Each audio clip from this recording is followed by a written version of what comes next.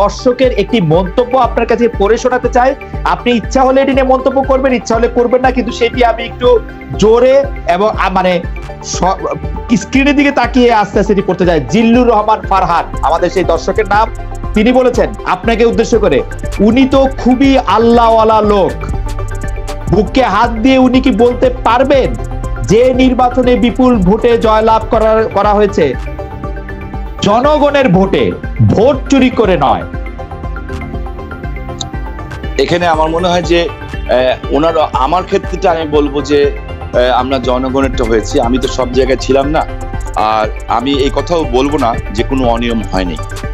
আমার মনে হয় অনেক ক্ষেত্রে অনিয়ম হয়েছে এবং একটা অতি উৎসাহী মহল নিজেদের স্বার্থ আদায় করার জন্য দে আর প্লেইং এ গেম, এবং এইটাকে অনেক সময় বলা হয় সরকারের ভিতরে সরকার থাকে, যাতে সরকারকে দুর্বল রাখতে পারলে they can take their benefit.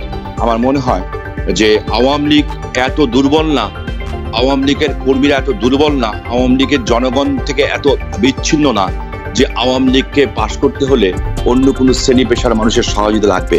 কিন্তু কেউ কেউ কোনো জায়গায় এই ঘটনাগুলি ঘটিয়েছে এই কারণে যাতে আওয়ামী লীগ সবলভাবে বঙ্গবন্ধুর স্বপ্নটাকে বাস্তবায়ন করতে যে বাধাগ্রস্ত হয়। তবে একটা জিনিস বলি, তাদের কপালটা ভালো যে পৃথিবীতে করোনা এসছে। যদি করোনা না থাকতো তাহলে তারা দেখতে পারতো জাতির জনকের কন্যা শেখ হাসিনার রূপ দেখতে পারতো। এবং আপনি বিশ্বাস রাখবেন, আমি শুধু ওই দর্শকের কাছে, আল্লাহর কাছে, আমি 2 বেলা কোরআন শরীফ পড়ি, 22 বছর তাহাজ্জুদ পড়ি। আমি ওনাকে একটা কথা বলতে চাই, শুধু আমার জন্য দোয়া করার, যদি করেন তো করবেন।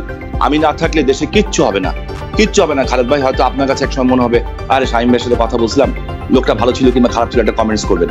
বাট ফর দিস কান্ট্রি আমার মনে হয় যে আমরা শেখ হাসিনাকে দরকার, এবং দরকার আমাদের আগামী প্রজন্মের জন্য, আপনার আমার সন্তানের জন্য। বঙ্গবন্ধুকে হারিয়ে আমরা অনেক পিছিয়ে গেছি, এখন ওনাকে দরকার। আমাকে আপনার দরকার। আমার জায়গায় আমার মনে হয় নতুন প্রজন্ম আসার দরকার আছে বলে আমি মনে করি, যারা আমার চেয়ে ভালো, আমার চেয়ে কোয়ালিটি। আমার মনে হয় জনাব শামীম ওসমান অত্যন্ত চমৎকার ভাবে অনেকগুলি বিষয় আমাদের আলোচনার মধ্যে এসছেন, এবং অনেকগুলি প্রশ্নে তিনি খুব সরাসরি জবাব দিয়েছেন।